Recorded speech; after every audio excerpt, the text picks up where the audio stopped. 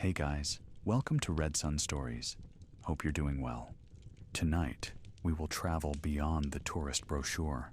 We're diving deep into Japanese rituals rarely witnessed by outsiders, practices that have been whispered from generation to generation, ceremonies that bind the living to the dead, the mortal to the divine, the individual to the cosmos itself.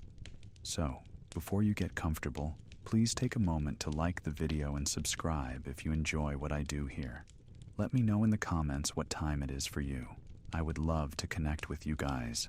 Now, let us venture together into the hidden heart of Japan, where ancient practices still echo in the modern world.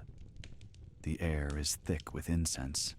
Ancient cedar trees tower overhead, their branches filtering sunlight into dappled patterns across moss-covered stone. In the distance, the gentle ring of a temple bell echoes through the mountains, its sound carrying centuries of prayer and devotion. This is Japan beyond the neon lights, beyond the bullet trains and bustling intersections. This is the Japan that breathes beneath the surface, where ancient rituals still pulse with life. Picture, if you will, the stark contrast. On one side, Tokyo's Shibuya crossing, where thousands of people flow across intersections in perfect choreographed chaos. Glass towers reach toward the sky. Digital billboards flash advertisements in a kaleidoscope of color. The heartbeat of modernity thrums in every direction. Yet venture just 30 minutes outside the city, and you'll find yourself standing before a weathered torii gate. Its vermilion paint faded by centuries of sun and rain, marking the threshold between the mundane world and the sacred. What if I told you that beneath these postcard-perfect temples and serene gardens lie secrets that shaped the very soul of a nation? What if the graceful bow of a tea ceremony master carries within it the discipline of ancient warriors? What if the festivals that draw tourists with their colorful processions are actually gateways to understanding a worldview thousands of years in the making? To understand Japanese rituals, we must first understand the kami. Not gods in the Western sense, but something far more pervasive, far more intimate. The kami are everywhere. They dwell in the towering peaks of Mount Fuji, in the rushing waterfalls that cascade down mountain slopes, in the ancient trees whose roots dig deep into sacred groves. They inhabit the rocks, the rivers, the very wind that rustles through bamboo forests. The word kami defies simple translation. Spirit, deity, essence, none quite capture its full meaning. A kami might be the divine spirit of a mountain, revered for millennia. It might be an ancestor, honored and remembered. It might even be an abstract concept, growth, fertility, prosperity, given form and reverence.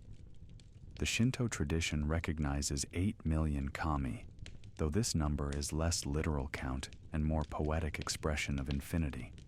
They are countless, boundless, woven into every aspect of the natural and spiritual world. This relationship with the kami shapes every ritual, every ceremony, every interaction with the sacred in Japanese culture. Unlike religions that emphasize transcendence, Shinto is deeply rooted in immanence. The divine is not distant, waiting in some celestial realm. The divine is here, now, in the rustle of leaves, in the flow of water, in the stone beneath your feet. Consider misogi, the ancient purification ritual. Picture a winter morning, frost crystallizing on bare branches.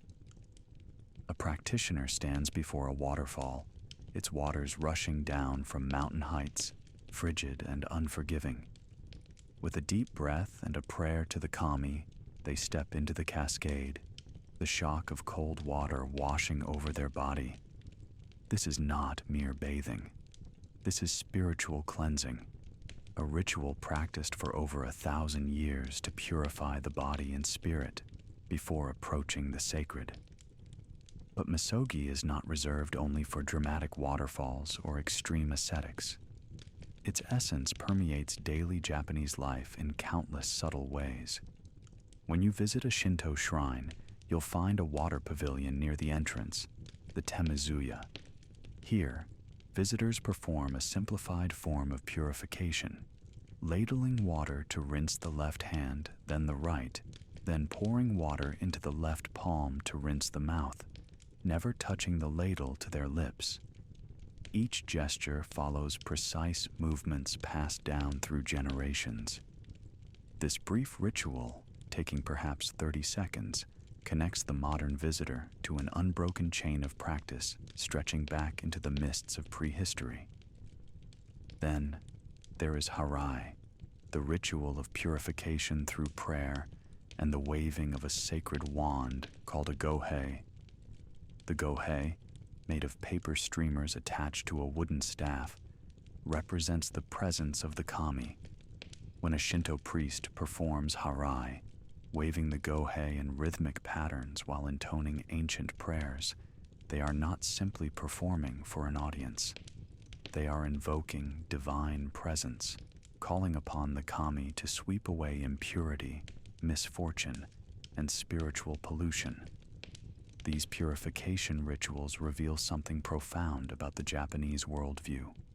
Purity is not a moral judgment, but a state of being. Impurity, called kegare, accumulates naturally through death, illness, and the ordinary wear of living. It must be regularly cleansed, not from shame or sin, but as maintenance of harmony between the physical and spiritual realms.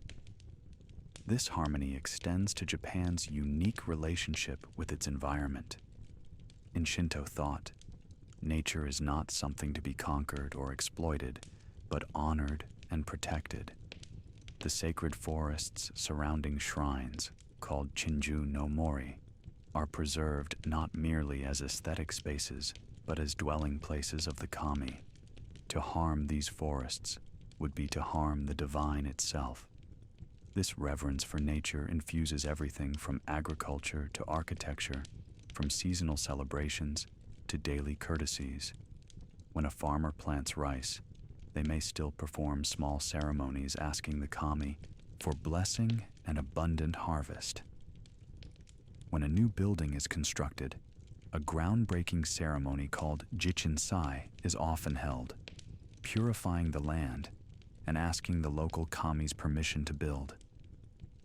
Even in ultra-modern Tokyo, construction sites might have a small shrine erected, a tacit acknowledgement that we share this world with forces beyond our complete understanding.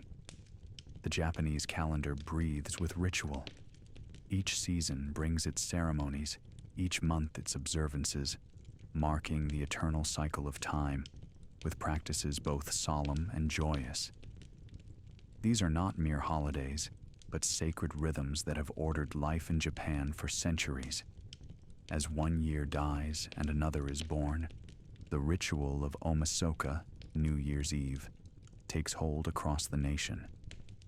Unlike Western New Year celebrations focused on parties and countdown revelry, Omisoka is a time for reflection, purification, and renewal. Families gather to clean their homes thoroughly, a physical and symbolic sweeping away of the old year's accumulated troubles. They eat toshikoshi soba, buckwheat noodles whose length represents longevity, and whose ease of cutting symbolizes letting go of hardships. But the true magic happens as midnight approaches. Temple bells across Japan begin to ring, 108 times to be exact. Each toll represents one of the 108 earthly desires that, according to Buddhist tradition, bind humanity to suffering, with each resonant note echoing through the cold winter air. Another desire is symbolically cleansed, preparing the soul for rebirth in the new year. People visit shrines for their first prayer of the year, Hatsumode, often waiting in lines that snake for blocks, their breath visible in the frozen air, united in their hope for fortune and blessing in the months to come. As summer's heat intensifies, another profound ritual takes center stage. Obon, the festival of the dead. For 3 days each August, the boundary between the living and the departed grows thin. Japanese families believe that ancestral spirits return to visit their earthly homes during this time, and preparations are extensive and deeply meaningful. Homes are cleaned and decorated. Small offerings of food and drink are placed before Buddhist altars. Some families hang lanterns to guide the spirits home, chochin lanterns at the entrance, their soft glow a beacon for wandering souls. In many regions, fires are lit at the beginning and end of Obon, mukebi to welcome the spirits, and okuribi to bid them farewell. The most famous okuribi is Kyoto's Daimonji Gozan Okuribi, where enormous character-shaped bonfires are lit on surrounding mountains, visible across the entire city, ensuring that no spirit loses their way back to the afterlife. During Obon, communities gather for Bonodori, traditional dances performed in circles around a raised platform. These are not performances, but participatory rituals, with dancers moving in synchronized patterns, their steps honoring the dead while celebrating life. The movements are simple enough that anyone can join, and that is precisely the point. These rituals bind communities together, reminding everyone that they are part of an unbroken chain connecting past, present, and future. But rituals mark not only the turning of seasons, but also the turning of individual lives. From the moment of birth, a Japanese person moves through a series of ceremonial milestones, each acknowledging a stage of growth and transformation. 31 days after a baby's birth, or 33 days for girls, families perform Hatsumiyameri, the infant's first visit to a shrine. Dressed in traditional garments, the baby is presented to the local kami and community, formally welcomed into the spiritual and social fabric of their world. The grandmother traditionally carries the child, while the mother, still recovering from childbirth, follows behind. Prayers are offered for the child's health, protection, and prosperity. The shrine priest may write the child's name on a wooden plaque, adding it to the countless names that have been blessed there over generations. As children grow, they encounter Shichigo-san, the 753 festival, celebrated when they turn those ages. 3- and 7-year-old girls, 5-year-old boys, dressed in their finest kimono, visit shrines with their families. These specific ages were traditionally when children faced significant mortality risks, and the rituals marked their survival and growth. Today, even as medical advances have transformed childhood, the tradition continues. A recognition that growing up is itself a sacred journey, worthy of gratitude and celebration. The transition to adulthood brings Seijin no Hai, coming of age day, when young people who have turned 20 are recognized as adults. Young women often wear elaborate fury-sewed kimono with flowing sleeves, their obi sashes tied in intricate knots. They attend ceremonies at local government offices, then visit shrines to pray for their futures. This ritual publicly acknowledges a shift in status and responsibility, welcoming these young adults into the full participation of society. And then, at life's end, there are the funeral rites, somber ceremonies that ensure the deceased's peaceful transition to the ancestral realm. Buddhist funeral traditions dominate, though Shinto elements often interweave. The body is bathed, dressed, and laid in a coffin with treasured possessions. Incense burns continuously. Family and friends gather for a wake, offering prayers and sharing memories. The funeral itself involves chanting sutras, offerings, and the lighting of incense by each mourner 3 times as they pay their final respects.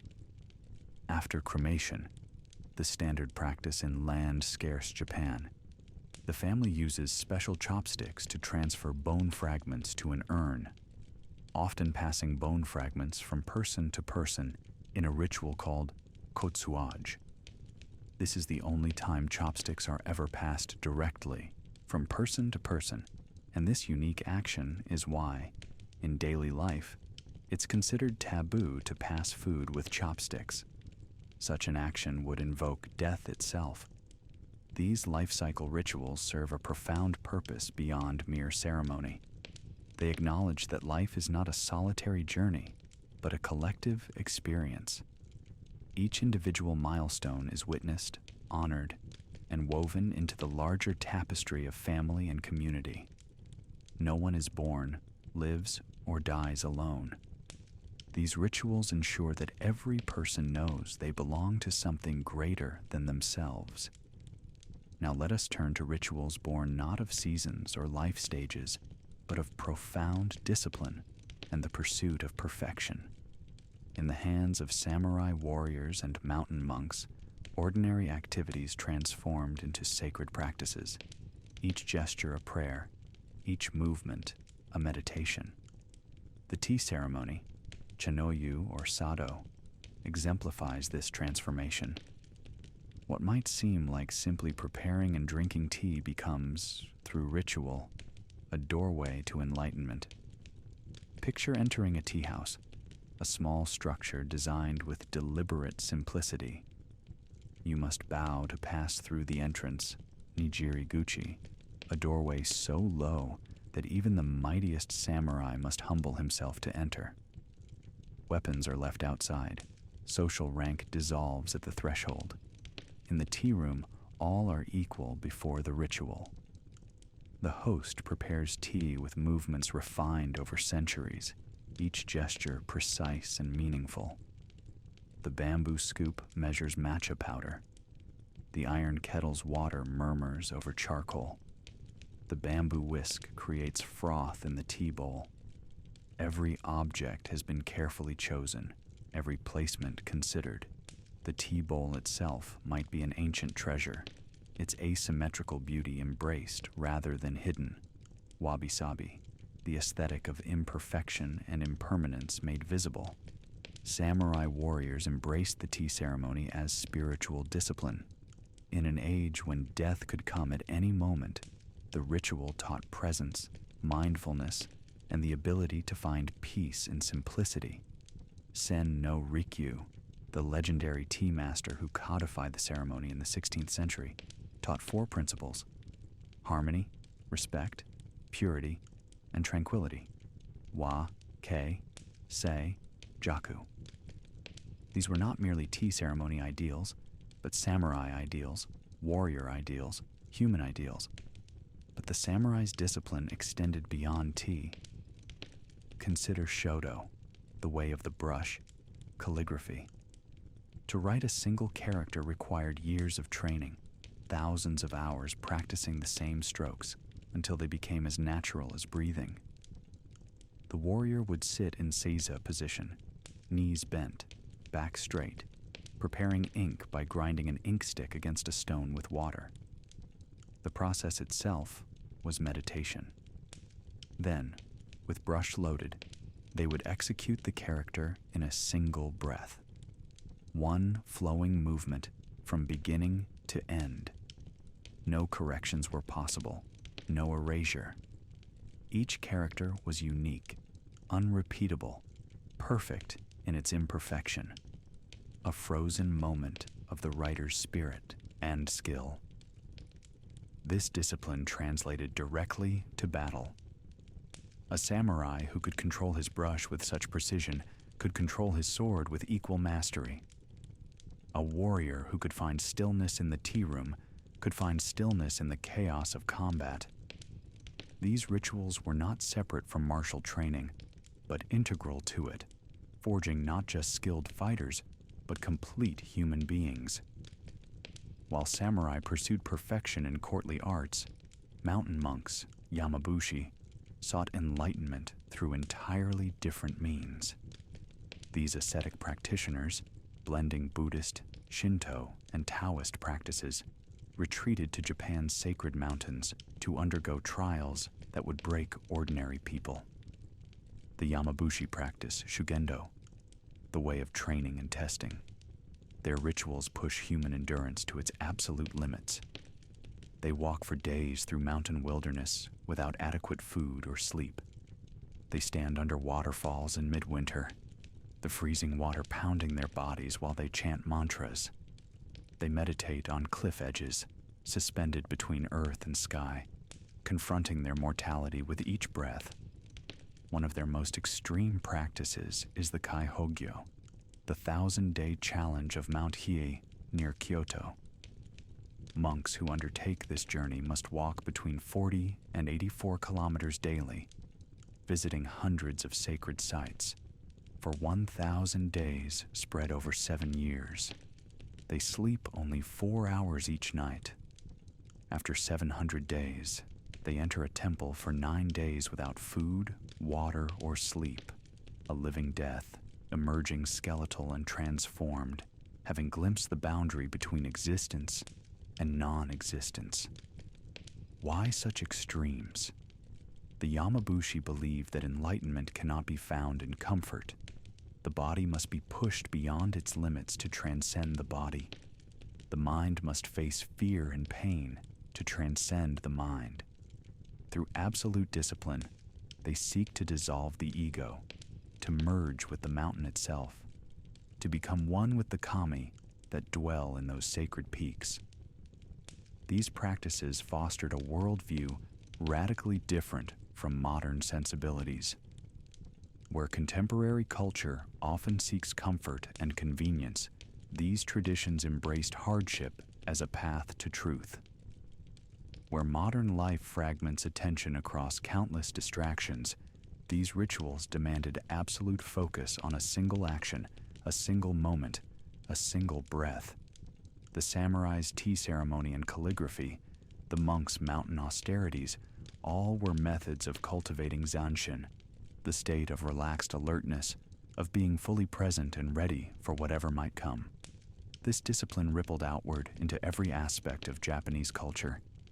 The precision of a carpenter fitting wooden beams without nails, the dedication of a potter shaping clay for decades to master their craft, the commitment of a gardener arranging stones in perfect harmony, all echo the warrior's discipline and the monk's devotion.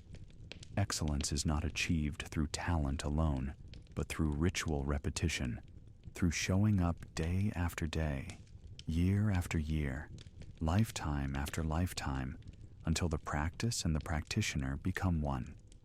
As neon lights flicker in Akihabara and smartphones document every moment, ancient rituals continue their quiet work in the background of modern Japanese life.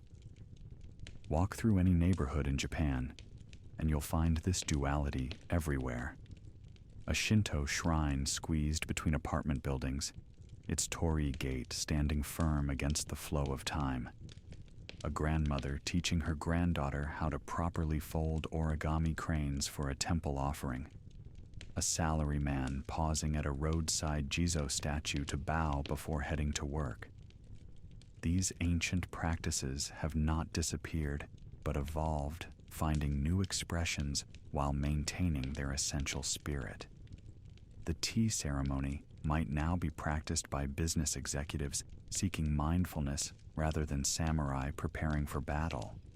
But the movements remain unchanged. The principles still hold. The purification rituals at shrines continue, even as visitors post selfies with shrine maidens in the background. The rituals adapt without losing their core, proof of their profound resilience. Perhaps nowhere is this continuity more visible than in popular culture. Anime and manga frequently incorporate Shinto and Buddhist imagery, reinterpreting ancient myths for modern audiences. Studio Ghibli films, beloved worldwide, are saturated with Shinto concepts, spirits dwelling in forests, the importance of purification, respect for nature's power. Spirited Away, Hayao Miyazaki's masterwork, is essentially a visual essay on Shinto and Japanese ritual, introducing global audiences to concepts like kami, purification, and the proper way to interact with the spiritual world, all wrapped in a coming-of-age story. Traditional arts continue thriving alongside their modern counterparts. Kabuki theater still draws crowds. Its elaborate makeup and dramatic poses, frozen gestures from centuries past. No performances, even more ancient and austere, continue in specialist theaters, their masked actors moving with deliberate slowness, every gesture codified and meaningful. Taiko drumming, once reserved for religious ceremonies and battlefield communications, now thunders in concert halls worldwide, its primal rhythm connecting audiences to something timeless and elemental. Yet preservation presents challenges in a rapidly changing world. Young people increasingly gravitate toward global culture, their lives dominated by K-pop, Hollywood films, and digital connectivity. Many cannot tie an obi correctly or perform the basic movements of a tea ceremony. The intricate knowledge required to maintain shrines and perform rituals properly resides in an aging generation, and not all of that knowledge will transfer successfully. Some traditions face existential threats. The specialized craftspeople who make temple bells, shrine architecture, or traditional instruments are dwindling in number. Their apprenticeships take decades, and fewer young people commit to such intensive training when other career paths promise greater financial security. When the last master of a particular technique passes away, that knowledge, refined over centuries, might die with them. Yet there are reasons for hope. A growing movement of young Japanese people are rediscovering these traditions, recognizing that in an age of globalization, their cultural heritage is not a limitation, but a treasure. Craft schools are reporting increased applications. Traditional festivals are being revitalized by enthusiastic volunteers. Social media, often blamed for eroding tradition, now serves to document and share rituals that might otherwise remain obscure, creating global communities of people fascinated by these ancient practices. International interest also plays a role. As the world grapples with environmental crisis, stress epidemics, and fragmented communities, people look to traditions like Japanese ritual for alternative ways of living. The Shinto reverence for nature offers a model for ecological harmony. The disciplined practices of tea ceremony and meditation provide antidotes to modern distraction. The community-binding power of festivals suggests paths toward rebuilding social cohesion. Japan itself walks a delicate balance, modernizing while preserving, changing while maintaining continuity. New laws protect certain traditions as intangible cultural heritage. Government programs support traditional artists and craftspeople. Museums and cultural centers work to document rituals in exquisite detail, creating archives for future generations. But perhaps the most powerful force ensuring these rituals' survival is their inherent adaptability. Japanese culture has always absorbed foreign influences while maintaining its distinctive character. Chinese Buddhism transformed into uniquely Japanese Zen. Western technology incorporated without sacrificing aesthetic principles. The rituals that have survived millennia have done so by being flexible enough to remain relevant, while rigid enough to maintain their essence. As you reflect on these ancient practices, consider what they offer to anyone, anywhere, seeking meaning in an often chaotic world. The Shinto emphasis on purification reminds us that we can always cleanse and start fresh, that impurity is not permanent. The Lifecycle rituals teach us that every stage of life deserves recognition and celebration.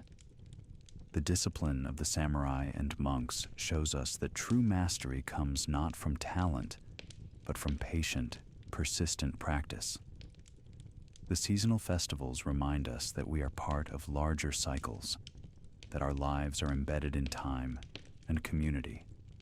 These rituals whisper a truth our modern world often forgets, that sacred and ordinary are not separate realms, but interwoven threads of a single fabric, that the way we perform even simple actions matters, that connection to something greater than ourselves, nature, ancestors, community, the divine, is not optional but essential to human flourishing. So what do you think? How might these ancient practices inform our modern lives? What wisdom do these forgotten rituals still hold for us today? Share your thoughts in the comments below. And if you enjoyed this journey into Japan's hidden heart, subscribe for more explorations of forgotten lore, ancient wisdom, and the sacred practices that shaped our world. Until next time, may you find your own rituals, your own sacred moments, your own connection to the timeless rhythms that bind us all.